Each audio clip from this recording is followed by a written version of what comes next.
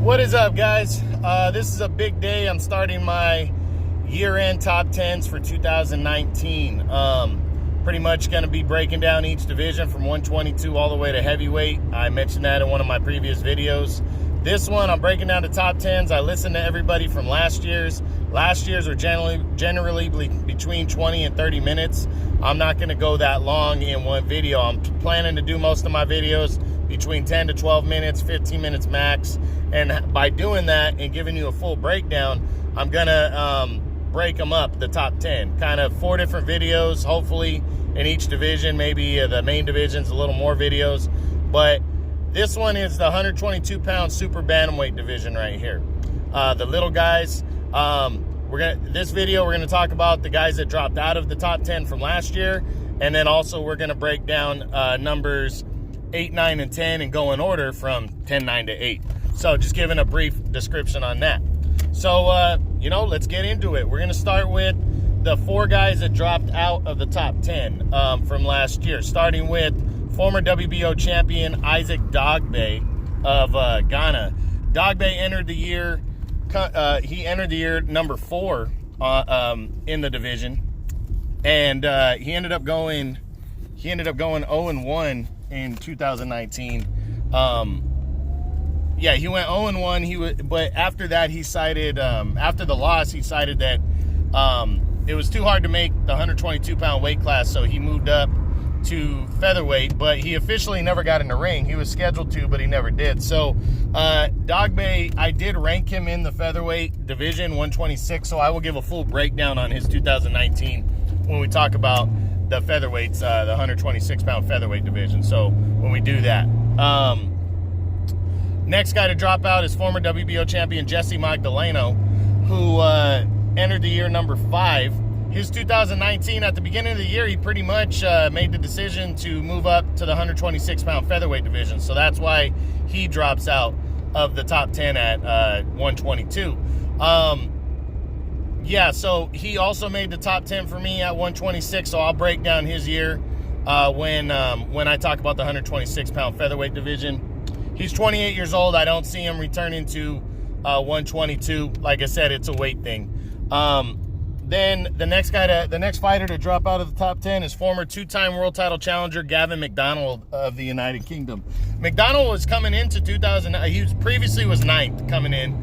He was coming into 2019, coming off of in 2018 he had fought for the world title against Daniel Roman. It was his second crack at a world title. Roman was ranked number 1 in the division at the time and was the WBA champion.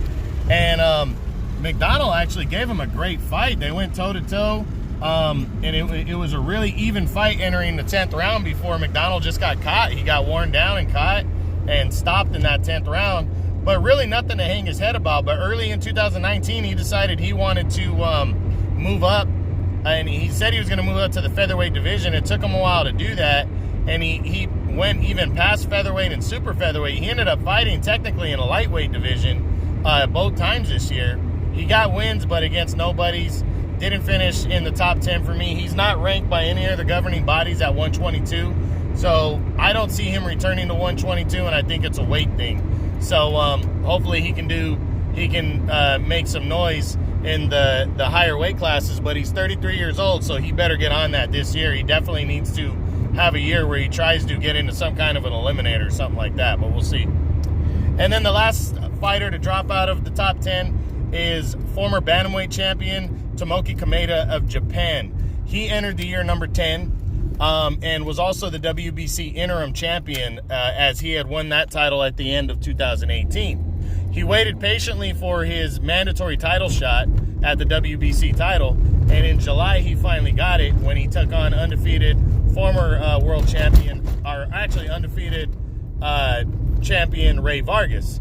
Kameda came out strong early and was trying, and looked solid in the first few rounds. But once Vargas figured him out, he just stayed away, outboxed, outclassed him, and got a clean 12-round unanimous decision as Vargas held on to the world title. After that, nothing happened for Kameda the rest of the year. Didn't hear anything about him, and pretty much dropped out of the top 10 because of it.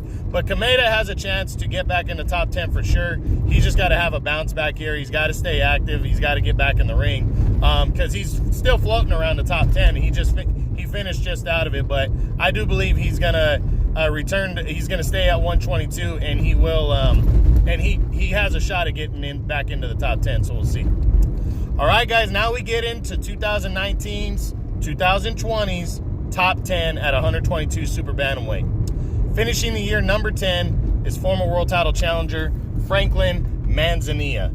Manzanilla entered 2019. He was not ranked in my top 10. He was coming off of 2018, though, where he had scored the biggest victory of his professional career when he scored an upset 4th round TKO over former world champion Julio Ceja, which was a very big win for him. It was a big upset.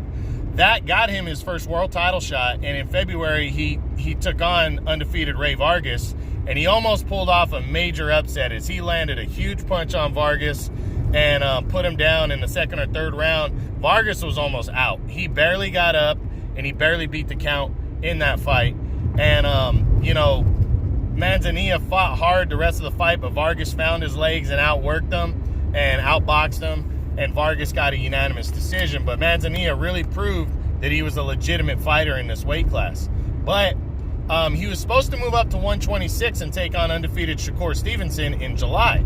He had to bail on that fight last minute. It was kind of a shocker, because it was a last-minute substitute. And nobody really knew what the exact reason was. They just, a new guy stepped in for him to face Stevenson. So that was a missed opportunity. But then in September, he got a big opportunity as he got a final eliminator against former world title challenger, oh God, I'm drawing a blank on the guy's name, Azat Havanassian. And this ended up being, I thought it was going to be just a full-on firefight between the two, but it was anything but that. He went out and he got his ass whipped against Havanassian. Havanassian just blasted him out of the water. 4th round knockout win for him. But, and that's how he finished the year. We didn't hear anything after that. It was a tough loss, but we didn't hear anything after that out of Manzanilla. And now entering 2020, he's not ranked by any of the governing bodies. I think maybe that's a reason because he hasn't decided what weight class he's going to fight in, or he's just, right now he's just taking some time off. Not too sure. But overall, he's 18-6, 17 knockouts. So this guy, he went 0-2 in 2019, but fought his ass off against the undefeated world champion Vargas.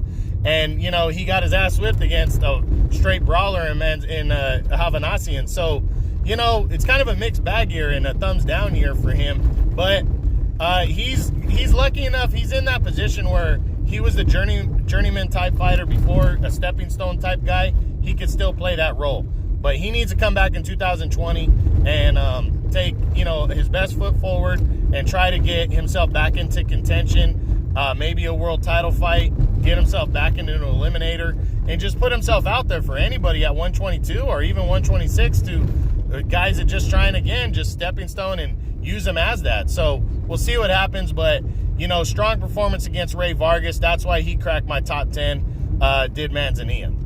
Okay, finishing the year number 9 is former unified world champion Guillermo Rigondeaux. Rigondeaux entered 2019 coming off of, he was not ranked coming in the top 10 entering 2019. He was coming off of 2018 where he didn't fight at all. He was inactive the entire year. He decided early on in 2019 that he was going to return to 122. And he took on some unknown guy named Giovanni Delgado and scored a first-round knockout.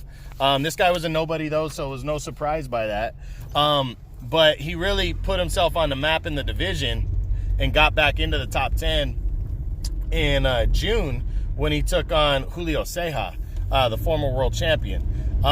He was a favorite coming in, but I think most people thought he was just going to stand back and box Ceja, which is Rigondeaux's normal style. He didn't do that at all. He went toe-to-toe with Ceja and got caught a couple times, and actually heading into the 8th round was losing that fight. And it was a really good toe-to-toe fight, but Ceja was actually winning on all 3 scorecards. But in the 8th round, he landed a mean fucking straight left hand on Ceja, dropped him, put him down hard. Ceja got up, but the referee said he couldn't continue, and it was a big win for Rigondeaux.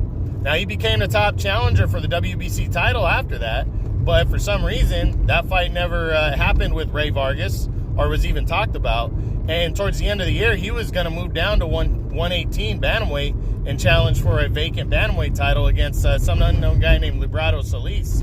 That fight ended up getting scratched due to Solis having visa issues and not being able to get into the country. So Rigondeaux heading into 2019 or heading into 2020, he's 39 years old now. I mean, people don't realize how long he's been around. He's 39 years old. Still got a great record, though. You know, he's 19-1, 13 knockouts. Rigondeaux, this needs to be the year where he gets a world title shot. It really does. And I really hope it's against... I really hope he stays at 122 because I think there's better fights for him at 122. I think moving up to 118, moving down to 118 is a mistake. Yes, he'll get the distinction as being a two-weight world champion. Yes, there's possibilities of Nia Inoue, but, you know, I really don't think he has bigger name opportunities, and those guys got to want to fight him. And I'm just not sure he's going to get those guys to be able to fight him. 122, he has good options, though. Brandon Figueroa, the undefeated WBA regular champion, that's a good fight. Figueroa called him out, and Figueroa has a world title. That's a good fight for Rigondeaux right there, and a winnable one, I think. You know, and also there's other options like Ryosuke Iwasa could become the IBF champion. Rigondeaux could get a crack there. These guys are promoted by the PBC together, so you know, I think Rigondeaux just has better options, bigger name options at 122, and I hope he stays here. But you know, from what it looks like, he's going to be moving down to 120 or 118. But either way, he needs to get himself into a world title fight. He's running out of time.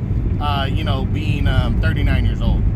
And the final fighter we talk about on this video, finishing the year number 8, is former world title challenger Ronnie Rios, who entered. He was not ranked entering 2019. He was coming off a tough 2018 where he got knocked out against Havanassian in March.